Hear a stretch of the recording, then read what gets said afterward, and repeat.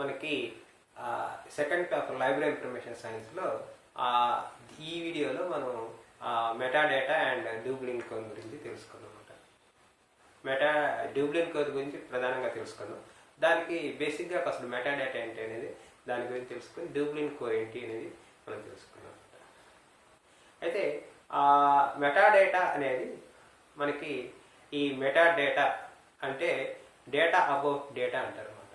Data about data అంటారు అంటే మనకి ఒక ఆబ్జెక్టివ్ గురించి కానీ లేకపోతే ఒక resource any electronic resource and physical resource వాటి గురించి ఒక డిస్క్రిప్షన్ చేయడం అనేది మెటాడేటా అన్నమాట. మనకి కేటలాగ్స్లో మనం ఒక బుక్ గురించి డిస్క్రిప్షన్ ఎలా ఉంటుందో దాని ఆథర్ ఎవరు, టైటిల్ ఎవరు, పేజెస్ ఏంటి, డైమెన్షన్స్ ఇవన్నీ ఎలా డిస్క్రిప్షన్ ఉంటుందో ఒక బిబ్లియోగ్రాఫికల్ డిస్క్రిప్షన్ అట్లే దానికి సంబంధించిన మెటాడేటా జనరల్గా ఎవ్రీ రిసోర్సెస్ సంబంధించి ఫిజికల్ రిసోర్సెస్ కూడా బేసిక్గా ఎవ్రీ రిసోర్సెస్ సంబంధించి ఈ మెటాడేటా ఇస్తారు అనమాట. ఒక ఆబ్జెక్టివ్ కానీ ఒక ఎవ్రీ రిసోర్స్ కానీ ఒక ఇమేజ్ కానీ ఒక వీడియో కానీ దాని యొక్క డిస్క్రిప్షన్ దాన్ని ఎవరు క్రియేట్ చేశారు, దాని ఆథర్ ఎవరు, దాని డేట్ ఏంటి, దాని పబ్లిషర్ ఎవరు అవన్నీ దానికి సంబంధించిన డిస్క్రిప్షనే ఈ మెటాడేటా అంటారన్నమాట. ఈ మెటాడేటా దానికి సంబంధించిన డిస్క్రిప్షన్ ఇచ్చినప్పుడు అది మనకి అవన్నీ ఇండెక్స్ చేస్తుంది అనమాట. Index search engines. అప్పుడు మనం సెర్చ్ చేసినప్పుడు ఆ సెర్చ్ ఇంజన్స్ ఆ ఒరిజినల్ డాక్యుమెంట్ ఏదైతే ఉందో ఒరిజినల్ రీసోర్సెస్ ఏముంది ఆ రిసోర్స్కి లింక్ చేస్తుంది అనమాట. అలా లింక్ చేసేసి దాన్ని మనకి అక్కడికి ఒరిజినల్ డాక్యుమెంట్కి డైరెక్ట్ చేస్తుంది ఆ సెర్చ్ ఇంజన్స్. దాంట్లో బేసిక్ ఫంక్షన్స్ వచ్చేసి రిసోర్సెస్ డిస్కవర్ చేయడం, ఆర్గనైజింగ్ ఆఫ్ రీసోర్సెస్, ఇంటర్ఆపరబిలిటీ, అలాగే డిజిటల్ ఐడెంటిఫికేషన్, రిజర్వేషన్ దీనికి సంబంధించిన బేసిక్ ఫంక్షన్స్ ఉంటాయి మెటాడేటాకి సంబంధించి. అయితే ఈ మెటాడేటాలో టైప్ ఆఫ్ మెటాడేటా వచ్చేసి డిస్క్రిప్టివ్ మెటాడేటా అని, స్ట్రక్చరల్ మెటాడేటా అని, అడ్మినిస్ట్రేటివ్ మెటాడేటా అని మేజర్గా 3 టైప్ ఆఫ్ మెటాడేటాస్ ఉంటాయి. ఇంకా కొంతమంది ప్రిజర్వేషన్ మెటాడేటా అని, యూజ్ మెటాడేటా అని, టెక్నికల్ మెటాడేటా అని రకరకాలుగా చెప్తారు. బేసిక్గా మనం ఈ 3 అంటే descriptive metadata, structured metadata, next వచ్చేసి అడ్మినిస్ట్రేటివ్ మెటాడేటా, ఈ 3 మాట. మామూలుగా డిస్క్రిప్టివ్ మెటాడేటా అంటే మన టైటిల్, ఆథర్, పబ్లిషర్స్ ఇవన్నీ సంబంధించిన డిస్క్రిప్టివ్ మెటాడేటా కిందకి వస్తాయి. అలాగే స్ట్రక్చర్డ్ మెటాడేటా అంటే ఫైలు, డేటా సెట్స్ అంటే స్ట్రక్చర్ ఆఫ్ ది ఫైల్ అని, మెటాడేటా అని, సైజ్ అని, ఫార్మేట్ అని ఇట్లాంటివన్నీ స్ట్రక్చర్డ్ మెటాడేటా కింద వస్తాయి. కొంతమంది దీన్ని ఆ స్ట్రక్చర్డ్ మెటాడేటా డిఫరెంట్గా చెప్పి టెక్నికల్ మెటాడేటా అని అట్లా చెప్తారు. General structured metadata file, data sets, file format, file size ఇవన్నీ వచ్చేసి స్ట్రక్చర్డ్ మెటాడేటా. లాస్ట్ వచ్చి అడ్మినిస్ట్రేటివ్ మెటాడేటా అంటే దానికి సంబంధించింది అంటే రైట్స్ మేనేజ్మెంట్, దానికి అథెంటికేషన్, దాని పాస్వర్డ్, దాని ప్రొటెక్షన్, దాని ప్రిజర్వేషన్ ఇవన్నీ వచ్చేసి అడ్మినిస్ట్రేటివ్ మెటాడేటా కింద వస్తాయి అన్నమాట. ఇది బేసిక్గా 3 టైప్స్ ఆఫ్ మెటాడేటా అన్నమాట. అయితే జనరల్గా మెటాడేటా స్టాండర్డ్స్ డిఫరెంట్ చాలా ఉన్నాయి. దాంట్లో బేసిక్గా మనం వచ్చేసి మార్క్ వచ్చేస్తాము, డూప్లిన్ కోడ్ చేస్తాను, ఇంకో 2 అది వచ్చి డూప్లిన్ కోడ్ చెప్తాము. అలాగే మెటాడేటా ఆబ్జెక్ట్ డిస్క్రిప్షన్ స్టాండర్డ్ ఉంది.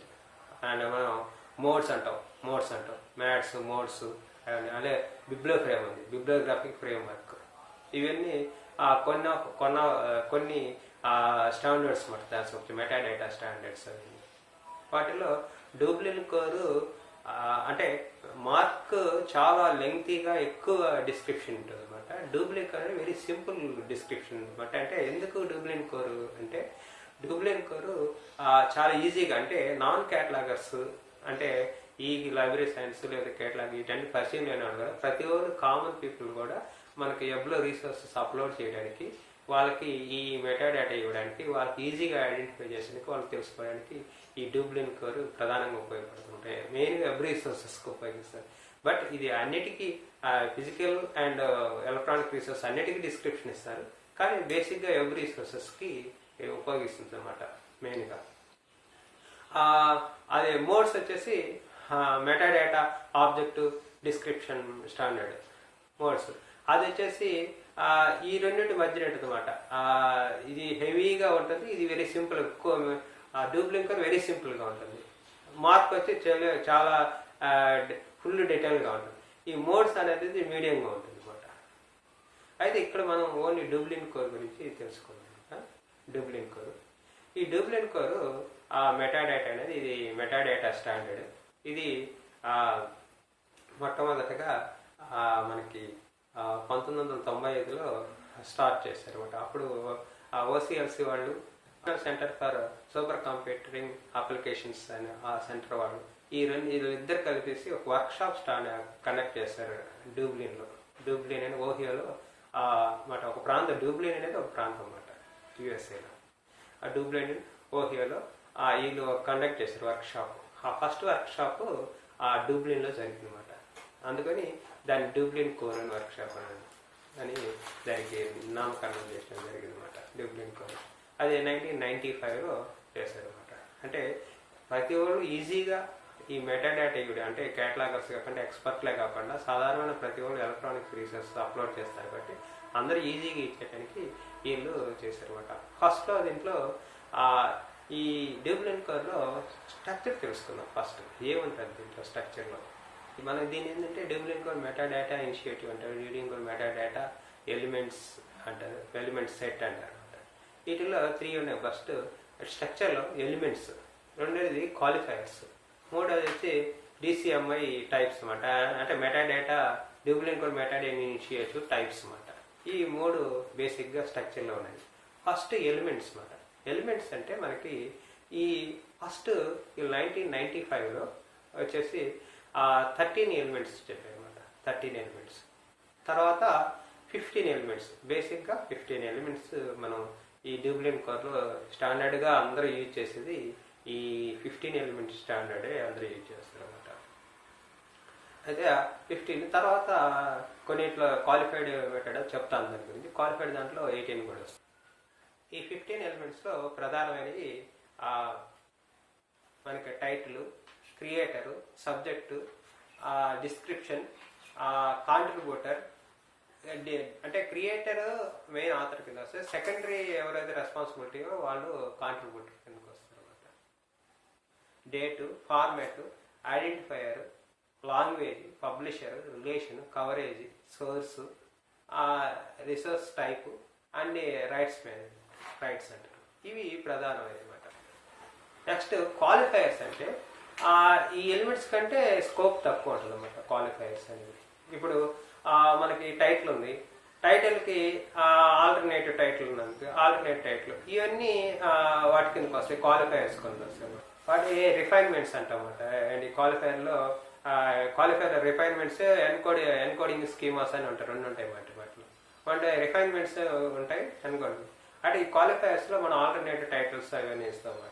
అంటే ఎన్కోడింగ్ స్కీమాలో వచ్చేసి మన కంట్రోల్ వొకాబులరీకి సంబంధించిన సింటాక్స్ అవన్నీ కంట్రోల్ వొకాబులరీ అవన్నీ దీంట్లో ఇస్తాం అన్నమాట. ఎలిమెంట్లో డేట్ అని అనుకో, date created, date modified, date issued, date copyrighted, ఇవన్నీ ఆ డేట్కి సంబంధించిన అన్ని రిఫైన్మెంట్స్, సబ్ డివిజన్స్ అన్నీ వస్తాయి అన్నమాట. డేట్ జనరల్గా ఎలిమెంట్ వచ్చేసి ఓన్లీ డేట్ అని ఉంటుంది అనమాట. అలాగే ఎన్కోడింగ్ స్కీమాలో కంట్రోల్ వొకాబులరీకి సంబంధించినవి వస్తాయన్నమాట. ఫార్మల్ కోడింగ్ నోటేషను, ఫార్మల్ నోటేషను, లేకపోతే ఆ కంట్రోల్ వొకాబులరీ అంటే library of complex subject headings, series list of subject headings, అవన్నీ ఆ ఎన్కోడింగ్ స్కీమాకి సంబంధించి వస్తాయి అన్నమాట. వాటిని బేస్ చేసుకుని ఈ డిస్క్రిప్టర్స్ సెలెక్ట్ చేస్తారు అనమాట. సింటాక్స్ ఎన్కోడింగ్ స్కీమాస్ ఇవన్నీ దానికి సంబంధించి అనమాట. అంటే డిసిఎంఐ టైప్స్ అనమాట. అది దాంట్లో 2 టైప్స్ ఆఫ్ ఉంటుంది. సింపుల్ డూప్లిన్ కోర్ మెటాడేటా అని, క్వాలిఫైడ్ డూప్లిన్ కోర్ మెటాడేటా అని 2 టైప్స్ అనమాట బేసిక్గా. ఈ సింపుల్ డూప్లిన్ కోర్ మెటాడేటాలోనే ఈ 15 ఎలిమెంట్స్ వస్తాయి అనమాట. అది మనకి వరల్డ్ వైడ్ వెబ్ కన్సార్టియం వాళ్ళు రికమెండ్ చేసింది. అది డూప్లిన్ కోర్ సింపుల్ డూప్లిన్ కోర్ మెటాడేటా. దాంట్లో 15 ఈ చెప్పిన 15 ఎలిమెంట్స్ ఉంటాయి అనమాట. అలాగే క్వాలిఫైడ్ డూప్లిన్ కోర్ మెటాడేటా అని తయారు చేస్తాం అనమాట. Second type. దాంట్లో క్వాలిఫైడ్ మెటాడేటాలో ఇంకో 3 ఎలిమెంట్స్ ఎక్స్ట్రా కలుస్తాయి అనమాట.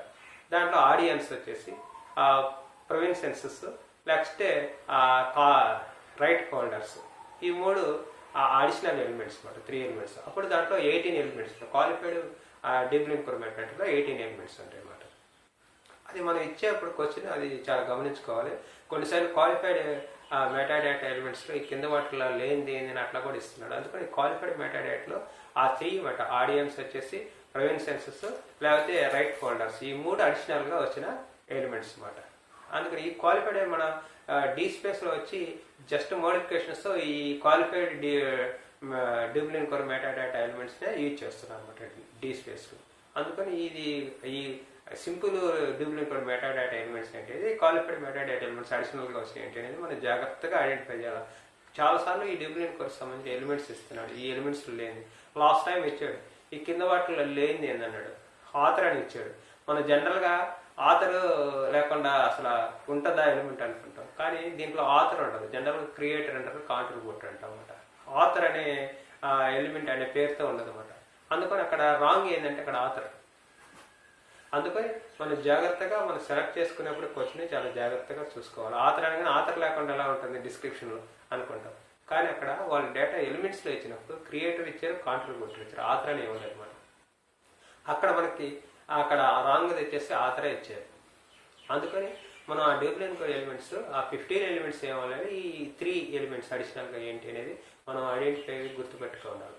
కొన్నిసార్లు ఇటు లేదని ఇస్తాడు, కింద ఆర్డర్ ఇస్తున్నాడు, ఆర్డరే ఉండదు దీంట్లో, ఎక్కువగా వీటిల్లో లేనిది అనేది ఇస్తున్నాడు అనమాట. అందుకని జాగ్రత్తగా ఐడెంటిఫై చేసి ఆన్సర్ చేయాల్సి వస్తుంది. దీనికి ఇప్పుడు ప్రజెంట్ వర్షన్ వచ్చేసి 1.1.